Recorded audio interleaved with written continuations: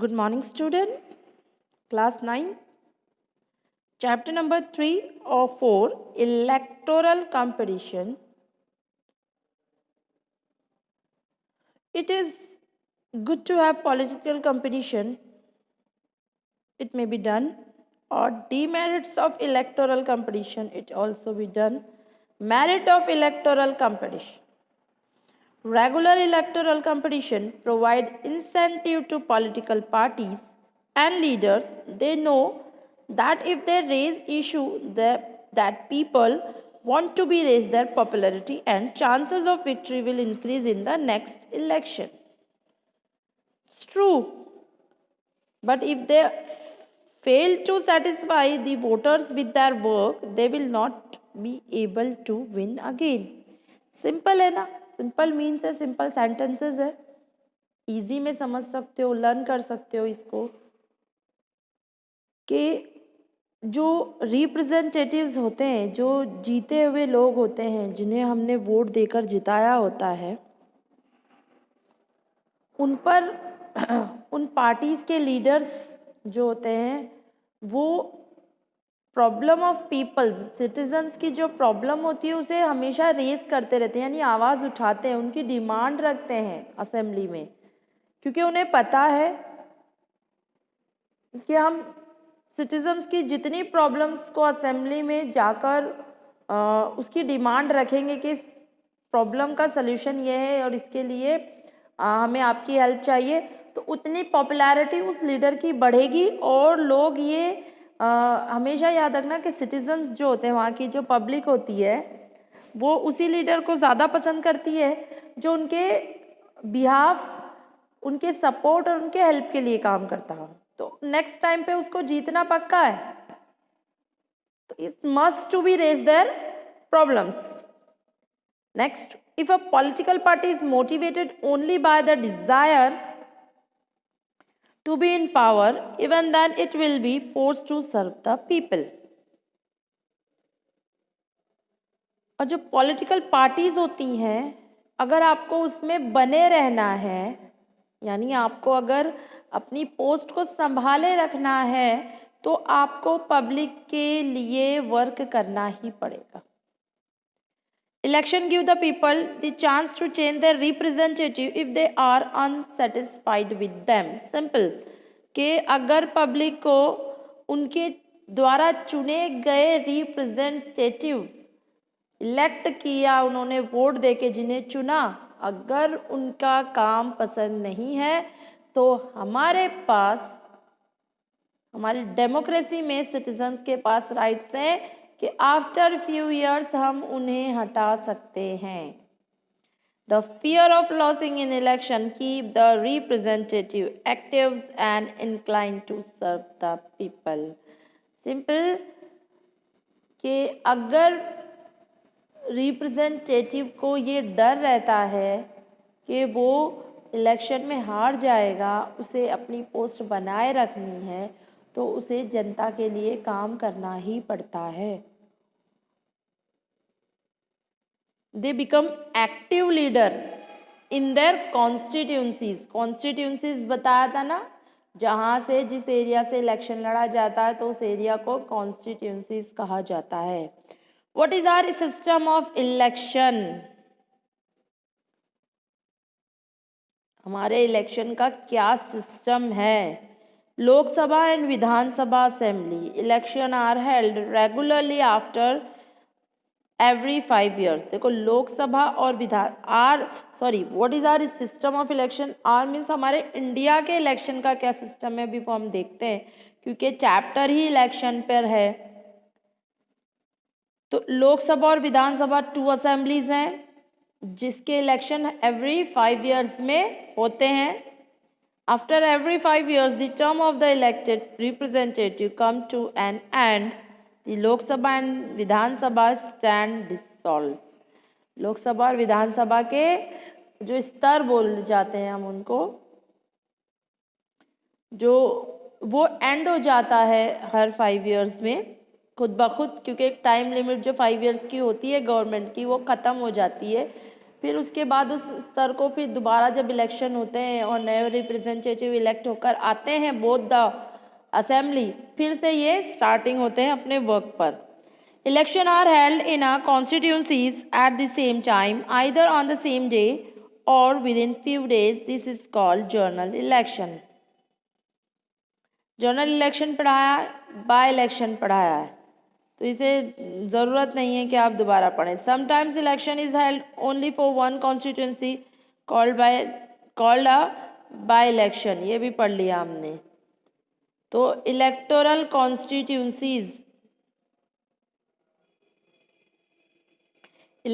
Constituencies समझाया था। In India we follow an area based system of representation.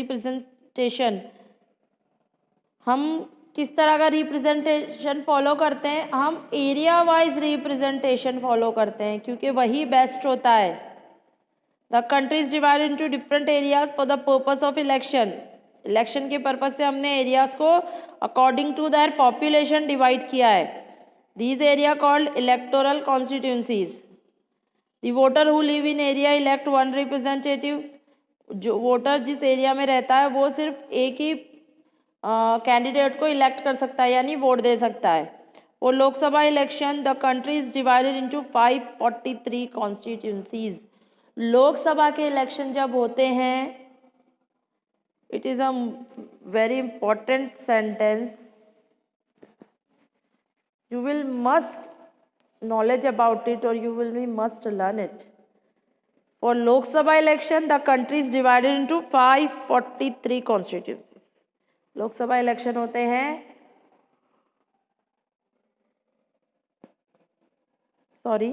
जब Lok Sabha election होते हैं तो कंट्री जो है 543 कॉन्स्टिट्यूंसीज में डिवाइड है। तो उन 543 कॉन्स्टिट्यूंसीज पे इलेक्शन होते हैं। For Lok Sabha election, the country is divided into 543 constituencies. The representative elected from each constituency is called Member of Parliament on an MP. सुना होगा ना MP, मध्य प्रदेश नहीं, MP Member of Parliament। कैसे होते हैं वो मेंबर जो हर कॉन्स्टिट्यूंसी से चुने जाते हैं, वो मेंबर्स एमपी कहलाते हैं, member of parliament. One of the feature of a democratic election is that every vote should have equal value. Each state divided into a specific number of assembly constituencies. हर state में specific यानी उसकी population के according constituencies बनाई गई है। देखो constituencies 543 है, तो वो ऐसे ही नहीं है। जिस स्टेट में जितनी पॉपुलेशन है उसको उसकी तरह खंडों में डिवाइड किया गया है, पार्ट में डिवाइड किया गया है लोकसभा इलेक्शन के लिए। तो democratic election each state divided into a specific number of assembly constituencies. हर स्टेट के पास अपनी खुद की according to their population constituencies divided है। In this case, the elected representative is called the member of legislative assembly or an MLA। और इस state wise constituencies को डिवाइड करने के बाद जो इस स्टेट के जो मेंबर्स पार्लियामेंट में आते हैं स्टेट से, वो MLA कहलाते हैं। Each parliamentary constituency has within it several assembly constituencies। Each parliamentary constituency has within it several assembly constituencies। जो पार्लियामेंट में जो MLAs MPs जो आते हैं वो उनकी कॉन्स्टिट्यूंसी चुनकर आए जाते हैं। The same principle applies for panchayat and municipal election. और यही प्रिंसिपल्स जो है हमारी लोकल गवर्नमेंट में भी आते हैं। 3 टाइप्स गवर्नमेंट देखी जाती है, local government, state government and central government. Local government means Panchayati Raj और तहसील लेवल। स्टेट गवर्नमेंट यानी स्टेट की गवर्नमेंट। सेंट्रल गवर्नमेंट यानी हमारी वो गवर्नमेंट जो पूरी कंट्री को रन कर रही है। ईच विलेज और town is divided into several wards. that are like constituencies. Each ward elect one member for the village or the urban local body. Same बता रहा है कि पंचायती राज इलेक्शन में भी विलेज और टाउन्स जो होते हैं छोटे, उनको डिवाइड कर दिया जाता है वार्ड और ब्लॉक में, और उन्हें कॉन्स्टिट्यूंसीज कहा जाता है। और हर कॉन्स्टिट्यूंसीज में एक मेंबर, एक सिटीज़न, एक पीपल जो होंगे वो अपने एक ही रिप्रेजेंटेटिव को, कैंडिडेट को वोट करेंगे। Sometime these constituencies are counted as seats. For each constituency represents as one seat in the assembly. When we say Lok Dal won 60 seats in Haryana, it means the candidate of Lok Dal won in 60 assembly constituencies in the state, and thus Lok Dal had 60 MLA in the state assembly. अच्छा, ये क्या है? तो ये है। अब आप लोग कह रहे हैं मैम ये क्या पढ़ा रहे हो आप?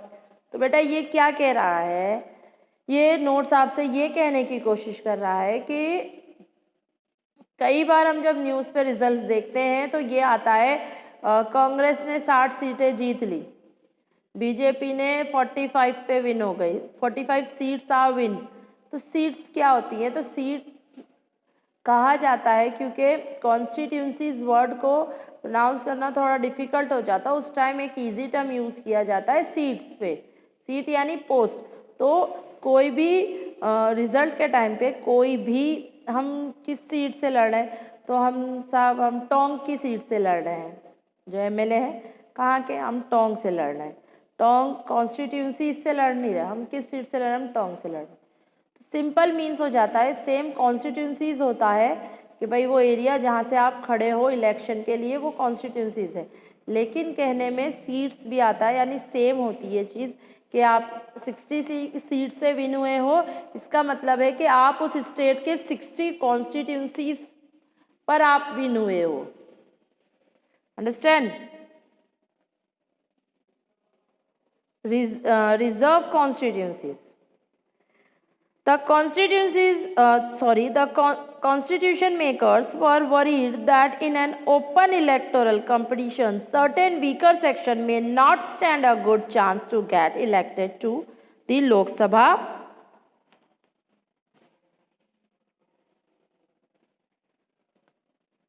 and the state legislative assembly.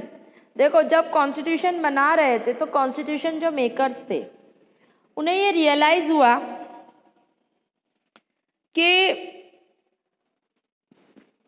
अगर ओपन इलेक्शन यानी अगर इलेक्शन होते हैं तो उसमें जो वीकर सेक्शन है, weaker section means SC, ST, OBC, womens, तो जो वीकर सेक्शन ऑफ सोसाइटी है जिन्हें हमने आगे की तरफ अपलिफ्ट होने का चांस नहीं दिया, हमने उसे इक्वालिटी के बेसिस पे आगे नहीं लेकर गए, हमने जिन्हें बहुत ज़्यादा वीक कर दिया है, तो उन सेक्शन का क्या होगा? वो अपने राइट्स के लिए अपनी वॉल्यूम रेज नहीं कर सकते, तो वो इलेक्शन में क्या खड़े होंगे? तो उसके लिए भी कुछ सॉल्यूशन हमारे कॉन्स्टिट्यूशन मेकर ने निकाला है। वो क्या है देखते हैं।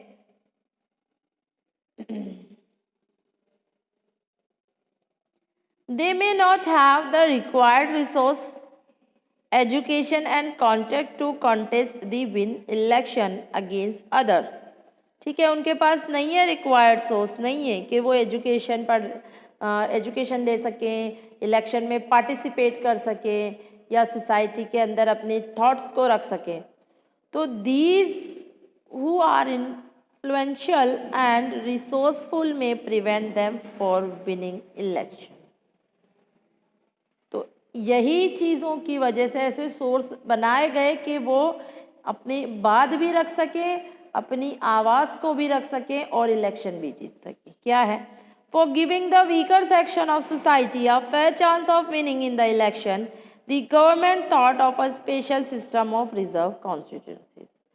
उन लोगों को आगे बढ़ाने के लिए, उन लोगों को इलेक्शन में पार्टिसिपेट करवाने के लिए, ताकि उनकी भी कम्युनिटी का कोई मेंबर, उनकी कम्युनिटी का मेंबर ही उनकी कम्युनिटी की प्रॉब्लम समझेगा, तो उन लोगों का ही कोई मेंबर इलेक्शन विन करे ताकि उनके वेलफेयर के लिए वो वर्क कर सके।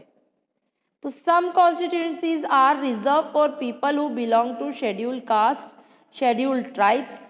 In SC constituency, only someone who belongs to the scheduled castes can stand for election. Same is the case for the ST constituencies.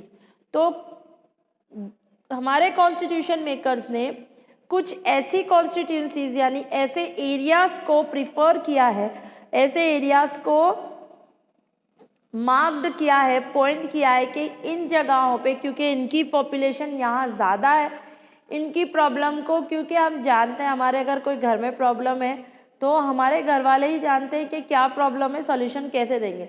पड़ोसी आ जाए तो वो नहीं समझा सकते, वो नहीं सॉल्व कर सकते हमारी प्रॉब्लम को. तो सेम है कि इनकी प्रॉब्लम्स, इनकी डिमांड्स, इनकी रिसोर्स, इनको क्या चाहिए, कैसे चाहिए, तो क्या नीड है इनकी, तो ये सब इन्हीं की कम्युनिटी का कोई मेंबर हेल्ड करेगा. तो सरकार ने, कॉन्स्टिट्यूशन मेकर्स ने कुछ ऐसे एरियाज़ को रिज़र्व कर दिया यानी बिल्कुल पॉइंट आउट कर दिया कि साहब यहाँ से SC, यहाँ से ST, जहाँ भी जो एरिया रिज़र्व किया गया है SC और ST, schedule caste and schedule tribes के लिए, तो अब मुझसे मत पूछना शेड्यूल कास्ट और शेड्यूल ट्राइब्स होता क्या है, क्योंकि 8 का एक पूरा चैप्टर इसी पर डिपेंड था और मैंने बहुत अच्छे से समझाया था. तो इनके लिए उनकी कॉन्स्टिट्यूंसीज, वो एरियाज रिजर्व कर दिए गए कि यहाँ से अगर ST की कॉन्स्टिट्यूंसी रिजर्व है तो यहाँ से सिर्फ कोई ST का ही, शेड्यूल ट्राइब्स का ही एक मेंबर या 2 मेंबर जो भी आमने सामने कंपटीशन में खड़े रहेंगे, सिर्फ ST के मेंबर्स ही अपने आप को एज अ कैंडिडेट के रूप में नॉमिनेट करेंगे. Otherwise no general category, no common person, ऐसा कुछ नहीं होगा. इसी तरह SC में भी यही देखा गया है. Currently in Lok Sabha 79 seats are reserve for schedule caste and 41 for the scheduled tribes. देखो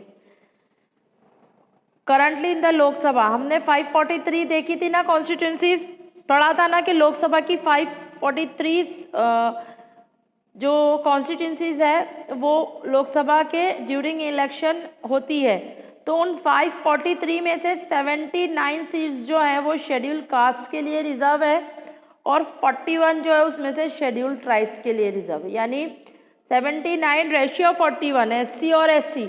इन सीट्स पे सिर्फ और सिर्फ SC और ST के कैंडिडेट्स ही, उनके मेंबर्स ही नॉमिनेट हो सकते हैं, वही इलेक्शन लड़ सकते हैं, कोई जर्नल वाला नहीं. This number is in proportion to that share in the total population. तो ये जो नंबर्स दे रखे हैं, जो रिजर्व कॉन्स्टिट्यूंसीज दे रखी है, ये इनके पॉपुलेशन बेस पे आधारित है. Thus the reserved seats for SCs and ST do not take away the legitimate share of any other social group. तो ये SC और ST के जो सीट्स है ये इनके लिए ही रिजर्व है. सोसाइटी का अदर ग्रुप इन सीट्स को शेयर नहीं कर सकता. This system of reservation was extended later to other weaker section at the district and local level. तो ये रिजर्वेशन का जो सिस्टम है ये हमें और बढ़ता नज़र आ रहा है क्योंकि सोसाइटी में और भी वीकर सेक्शन ऑफ ग्रुप देखने को मिल रहे हैं. In many state seats in rural means panchayat and urban municipalities and corporation, local bodies are now reserved for other backward class OBCs as well. तो अभी हमने पढ़ा था इससे पहले वाला पॉइंट कि इसके साथ साथ सोसाइटीज़ में और बैकवर्ड ग्रुप्स भी और ऐसे ग्रुप नज़र आ रहे हैं जो सोशली, इकोनॉमिकली, कुछ ग्रुप एजुकेशनली बैकवर्ड हैं, जो बैकवर्ड नहीं कह सकते हम उन्हें, अगर इन्हें एजुकेशन पे बैकवर्ड है तो एजुकेशन मिले तो ये अपलिफ्ट हो सकते हैं, कोई इकोनॉमिकली बैकवर्ड है. तो ऐसे ग्रुप जो और वीकर सेक्शन है, तो अगर हम देखें तो मैनी स्टेट्स में जो रूरल यानी पंचायती राज है, अर्बन एरियाज़ पे म्यूनसिपैलिटीज़ और कॉरपोरेशन होती है, म्यूनसिपल कॉरपोरेशन, तो इनमें जो है OBCs की सीट्स रिजर्व है. 1/3 of the seats are reserved in rural and urban local bodies for women candidates. 1/3 part जो है वो वुमेन के लिए रिजर्व है, चाहे वो रूरल एरियाज़ पे देखो, चाहे वो आप अर्बन एरियाज़ पे देखो. तो कैंडिडेट जहाँ पर भी इलेक्शन होंगे तो वहाँ 1/3 पार्ट जो है वुमेन्स का होगा। अब आते हैं हम, इलेक्शन की बहुत सारी बातें कर ली हमने, क्या होता है, कैसे होता है, मेरिट्स क्या है, डीमेरिट्स क्या हैं, लोग लीडर्स क्या करते हैं, क्यों हमारी हेल्प करते हैं खुद की पोस्ट बनाए रखने के लिए, उसके मेरिट्स क्या होते हैं, उसके एडवांटेज डिसएडवांटेजेस सब पढ़ ली हमने। हमारे इलेक्शन का सिस्टम क्या है। अब देखते हैं कि इलेक्शन की प्रोसेस क्या होती है, कैसे होते हैं इलेक्शन। आप लोगों के लिए तो वो हॉलीडे होता है, but it will be a occasion in India, because जैसे दिवाली आती है, हम कहते हैं अमावस के बाद एक जो उजाला आएगा, जो सुबह आएगी, वो अपने साथ एक नया दिन, नया उत्साह लेकर आएगी। उसी तरह इलेक्शन के दिन, जैसे ईद होती है तो चांद रात कहली जाती, तो उस रात के बाद जो ईद आएगी वो अपने आप में एक बहुत खुशी वाला दिन होता है। Happiness, lots of happiness we make those days. तो सेम कि इलेक्शन के बाद जो रिज़ल्ट आएगा, वो रिज़ल्ट अपने आप में कंट्री की गवर्नमेंट तय करेगा। शायद हमारे ड्रीम्स पूरे हो जाएं, हमारी डिमांड पूरी हो जाए, तो वो हमारे लिए एक ओकेजन होता है इलेक्शन। तो अब इलेक्शन है तो सबसे पहले क्या होना चाहिए। आप एग्ज़ाम देने जाते हो बच्चा, तो सबसे पहले क्या चाहिए होता है भाई। एग्ज़ाम देने जाते हो सबसे पहले क्या चाहिए होता है, परमिशन लेटर। और परमिशन लेटर से भी पहले कि आपके पास परमिशन लेटर तो है, लेकिन आपका परमिशन लेटर कब आपके पास आएगा, जब उस स्कूल या किसी भी इंस्टीट्यूट जहां आप एग्ज़ाम देने जा रहे हो, वहाँ आपका उस लिस्ट में नाम होना चाहिए, आपके रोल नंबर एनरोल होने चाहिए, यानी उस लिस्ट में आपका नाम होना चाहिए। अगर होगा तभी तो आपका परमिशन लेटर आराम से निकलेगा, आपके पास आ जाएगा। अगर उधर लिस्ट में नाम ही नहीं होगा, रोल नंबर ही नहीं होगा, तो आपके पास क्या परमिशन लेटर मिल जाएगा? नहीं मिलेगा, पॉसिबल ही नहीं है। तो सेम कंडीशन इलेक्शन पे आती है कि वोटर लिस्ट वो लिस्ट है जहाँ पर कंट्री के, देखो जिस तरह कॉन्स्टिट्यूंसीज डिस्ट्रीब्यूट है ना, वार्ड में, ब्लॉक में, एरियाज में, डिस्ट्रिक्ट में डिवाइड है, उसी तरह जैसे वो डिवाइड है तो हर कॉन्स्टिट्यूंसीज की अलग से वोटर लिस्ट होती है, यानी उस एरिया में कितने लोग हैं जो वोट करेंगे, उनका नाम, उनकी एज, उनका एड्रेस, सब कुछ उस लिस्ट में उनकी फोटो के साथ शो हो रहा होता है। नेक्स्ट लेक्चर में मैं आपको उसकी पिक बताऊंगी, ठीक है, कि वोटर लिस्ट होती क्या है। तो ये वोटर लिस्ट होती है, इससे आराम से पता चल जाता है कि कितने एरिया में कितनी पॉपुलेशन है और उन पॉपुलेशन में कितने लोग हैं जो वोट कर सकते हैं। और वो बच्चे जो 18 प्लस हो चुके हैं, 18 ईयर्स के और 18 प्लस हो चुके हैं, वो अपना नाम आराम से जाकर नगर परिषद में, अभी तो बहुत सारे कैंपेन चले थे कि अपना नाम वोटिंग लिस्ट में, जो बच्चे, जो पर्सन 18 और 18 प्लस हो गए थे और जिनका नाम वोटिंग लिस्ट में नहीं था, तो एक कैंपेन चलाया गया था जगह जगह, गवर्नमेंट बेसिस पे फ्री ऑफ कॉस्ट में नाम जोड़े जा रहे थे, ठीक है।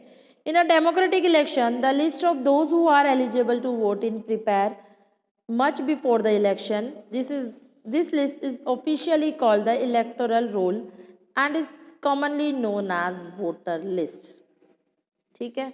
कि डेमोक्रेटिक इलेक्शन में वो लिस्ट जहाँ पर वोटर्स जो है वोटिंग के लिए कौन कौन से वोटर्स वोट कर सकते हैं, जो एलिजिबल है उनका नाम उसमें होता है, तो हम इसे इलेक्टोरल रोल भी कहते हैं और सिंपली हम इसे वोटर लिस्ट भी कहते हैं। Universal adult franchise mean that everyone should have one vote and each vote should have equal value. Simple. In a country, all the citizens aged 18 years and above can vote in an election without discrimination on the basis of caste, religion or gender. Country का हर वो citizen जो 18 और 18 plus है, above है, वो vote कर सकता है। उसे कोई डिस्क्रिमिनेट नहीं कर सकता। डिस्क्रिमिनेशन मतलब भेदभाव। तो कोई डिस्क्रिमिनेट नहीं कर सकता उसकी कास्ट की वजह से, उसके कलर की वजह से, उसके क्रीड की वजह से, उसके रिलीजियस की वजह से नहीं, उसके जेंडर की वजह से नहीं कर सकता। आपको कोई नहीं रोक सकता वोट देने से। अगर आपके पास आपका वोटिंग लिस्ट में नाम है तो आपको कोई नहीं रोक सकता वोट करने से। As a new person attaining voting age, names are added to voter list. जो नए एज जो वो एलिजिबल हो जाते हैं वोटिंग के लिए, उनका नाम वोटिंग लिस्ट में जोड़ दिया जाता है। Name of those who move out of a place और those who are dead are deleted. वो पर्सन जो एक कंट्री से दूसरी कंट्री शिफ्ट हो जाते हैं या एक जगह से दूसरी जगह चले जाते हैं, जिनकी डेथ हो जाती है, तो उनका नाम कंट्री से खुद ब खुद उस कॉन्स्टिट्यूंसी से डिलीट करना पड़ता है। Names of those who move out of a place, a complete revision of the list is done in every 5 years. This is done to ensure that it remains up to date. इस list का every 5 years यानी election आने से पहले revision किया जाता है कि कितने लोग ऐड करने हैं, कितने लोग डिलीट करने हैं। तो ये रिवीजन उस लिस्ट का अप टू डेट कहलाता है। तो आई थिंक सो आज के लिए इतना ही काफ़ी है कि हमने वोटर लिस्ट पढ़ी। आगे हम आइडेंटिटी कार्ड भी पढ़ेंगे, इलेक्शन कैंपेन भी पढ़ेंगे, फ्री एंड फेयर इलेक्शन भी पढ़ेंगे, polling booth, count of vote, जो जो प्रोसेस है इलेक्शन की, वो सारा हमारे आगे लेक्चर में होगा। वो हमारा लास्ट लेक्चर होगा इस चैप्टर का, हमारा चैप्टर एंड हो जाएगा। Okay, I hope you can understand all the things, all the topics in the lecture. Thank you.